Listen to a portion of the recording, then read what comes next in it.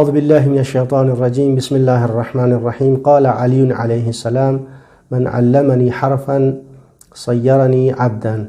بغیر څه مقدمې نه مشرع یوې داسې اهمې پیشې ته اشاره کوم چې هغه مشرع کې ډېر اهم رول لري. هغه اهمه پیشه هغه علم والا پیشه دی او دی علم سره مربوط کسان چې کوم دي هغه علما دي، استادان دي، ټیچران دي، پروفیسوران، لیکچران. دغه یعنی کوم عام الفاظو کې وایي یعنی ټیچرز داسې طبقه دی چې دوی مشرع کې یو ډېر اهم رول دی. یعنی که چیرې مشرع کې ښه ټیچران نه وي نو مشرع اصلا رشد نه کوي، مشرع ترقي نه کوي، اصلا هغه مشرع جهالت طرف ته ځي، هغه مشرع نابوده کېږي. نو روایاتو کې هم دی پیشې باندې دی فضیلت باندې ډېر زور ورکړی شوی دی. لکه څنګه امام علی علیه السلام چې که چیرې چا ماته یو حرف علم راکړلو زه هغه غلام به وګرځېږم. مولا د علم لدني چې ختن دی هغه ته علم ضرورت نشته، خو این مولا د کلام نه د علم او د علماو د استادانو فضیلت پاتې لګېږي. یوه ډېره مهمه نکته چې هغه اکثر امام مشرع کې راځي چې کله علم یا علماو لفظ استعمال شي نو اکثرو کسانو ذهن دې طرف ته ځي چې کوم کسان مدرسې کې دي، کوم کسان متمخانې کې دي، کوم کسان یعنی دینی کوم مراکز دي، دغه کوم مربوط کسان دي چې صرف هغه علما دي. د نور څوره کسان دي د علما نه دي. نه، بالکل دا خبره بالکل غلطه ده. بلکې هر یو هغه کس هغه مشرع کې علم پرشنوي هغه نورو کسان ته علم ورکوي. هغه چاهي د هر چی علم ویلی نه دی، هغه فزیکس دی، کیمستري دی، بیولوژي دی، ډاکټریټ دی یا نوره څوره کوم ټکنالوژي والا ترقي یافته آلات دي چې هغوی علم خلکو ته ورکوي. که چیرې هغه کې دوه شیان ورکوي، یو دا چې به ذات خود هغه علم چې کوم دی هغه مفید وي، دویمه خبره ده خود مشرع د فرع هم مفید وي، مشرع کې خلک هم ترې استفاده کوي. هغه هر یو علمي هغه اسلامي علم دی، هغه دینی علم دی، هغه ته مو علم نه ویلی شو. پس که چیرې یو استاد هغه سکول کې اردو ټیچینګ کوي یا اسلامیات ټیچینګ کوي یا تاریخ ټیچینګ کوي یا هغه میتھس ټیچینګ کوي یا انګلیش ټیچینګ کوي یا هغه کیمستري، بیولوژي، فزیکس ټیچینګ کوي، خو چونکې دغه کوم سبجیکټس دي دا مشرع دپاره مفید دي، پس دا ټوله علمونه اسلامي علوم دي. دې ته مو دا نه شو ویلی. کوم کس هغه ټیچینګ کوي ولو هغه بیولوژي، کیمستري، فزیکس ویلی ټیچینګ نه کوي، هغه میتھس ویلی ټیچینګ نه کوي، هغه ته مو علم نه ویلی شو. و کوم څه روایاتو کې فضیلت ذکر دی چې عالم ينتفع بعلمه افضل من 1070 عابدا. چې هغه علم چې هغه علم نه فایده اخیستلی شي، خلک ونه فایده اخلي، هغه 80,000 عابدانو نه افضل دی. هغه صرف مدرسې کې کوم علما دي هغه نه دي، بلکې انده چې کوم سکول کې ټیچینګ کوي اندې ته هم شاملېږي. ویلي دې علم نه د خلک پیدا اخلي. که چیرې یو ډاکټر دی هغه څو شاګردان تربیت کوي، هغوی ته ډاکټرۍ والا کورس ورکوي، هغه هم د حدیث ته شامل دی، هغه هم 80,000 عابدانو نه افضل دی. نو دا ډیره غلطه خبره ده. خب یو طرف ته خدا شو سره روایاتو کې د علماو د علم ولا کوم کسان دي هغوی دوره فضیلت بیان شوی دی، بل طرف ته د علم ولا کوم کسان دي چې هغه نور خلکو ته علم کوي، دوی ډېرې غوټې ذمهدارۍ هم دي. هغه ذمهدارۍ چې دي هغه ذمهدارۍ دا چې ته مثال که چیرې ته یو استاد یې، یو سکول کې استاد یې، ولو ته بیولوژي ټیچینګ ویل نه کوي، ولو ته میتھس ټیچینګ ویل نه کوي، د سره سره په کار دا بچي چې کوم دي تاسو د دوو کسانو امانت هم دی. دا بچی تاسو اول د والدینو امانت دی. دا بچی چې تاسو کوم سکول ته رسید د والدینو امانت دی.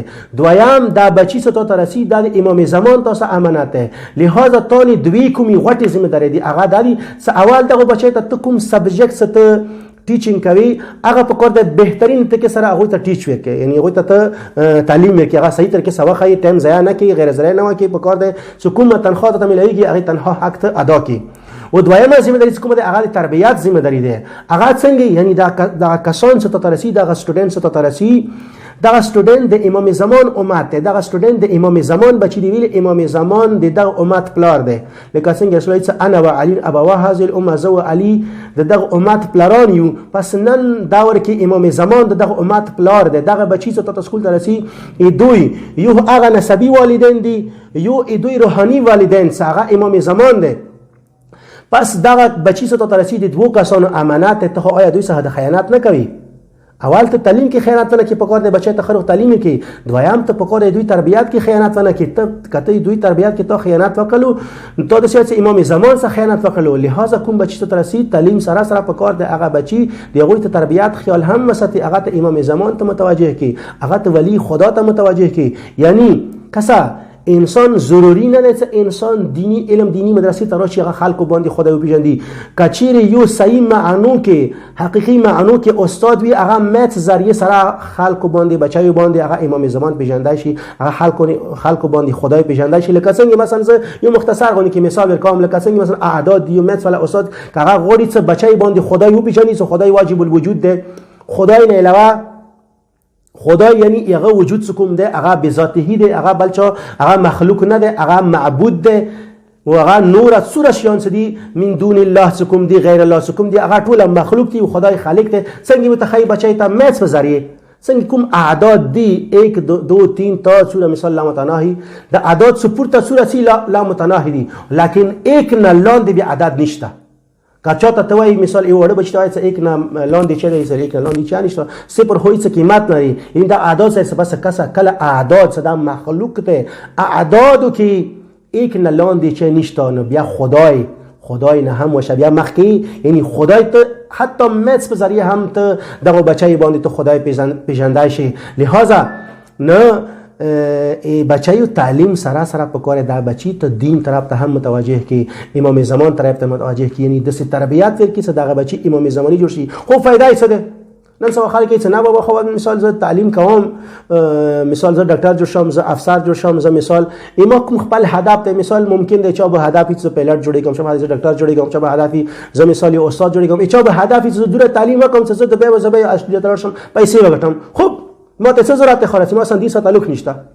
او دین سره مثال هغه کس که ولو خپل مثال دغه سوچ لري، خو دغه کس مثال تربیت زکه ضروری است، دغه کس مشری هم یا یو پرد کنه که انده کس بدون تربیت سره لاړو یو خ پوسټ لاړو دی تربیت نشته، یو خ افسر ونه جوړ شلو، خدا بیا رشوت خور میکنه، دا بیا د قوم ملت بلا غیر کوي کنه، دا به خلکو نه بیا رشوت غوړي کار کولی بار کنه. کچېری دی صحیح معنو کې تربیت شوه ده، نو دا بیا دا سوچ کوي چې زه دال تر غلیم دي د پر غلیم چې د امت د امام زمان امت زه د امت خدمت وکم. تنخواه خو اسی ته ملويږي، تنخواه نه هټ کر هغه حتی دی حد پورې څه کچې مثلا یو ډاکټر دغه مثال خوب ډاکټر ز هسپتال کې هسپتال کې خځې ډیوټي کوم پیسو پاره هغه څه کله خون ترشه هغه خوني کې به مریضان کسي زمانه امام زمان راځي کی ویلې څه دغه امت د امام زمان امت حتی یو استاد څنګه خون ترشه په کار دغه مثال خون کلی ملت کې 15 پیک بچي هغه ټیوشن وته خې مثال سکول کې خو زه ټیچ کوم پیسو د پاره دلته مثال امام زمان د پاره کار وکم.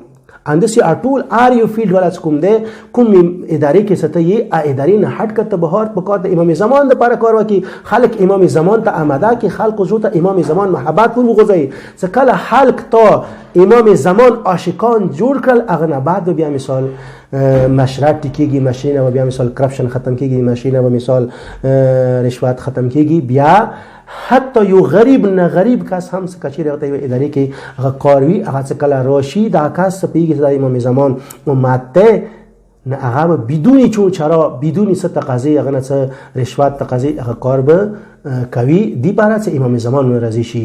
لہذا مو تقاضا کوو اټولو استادان لیکچران پروفیسوران یا نور څوره کسان چې علم سره تعلق لري چې د بچیو تعلیم سره سره تربیت خیال هم وساتي او بچی امام زمان ته نږدې کی ولی خدا ته نږدې کی امام زمان ته متوجه کی او بچی د امام زمان عاشقان جوړ کی. والسلام علیکم ورحمت الله وبرکاته.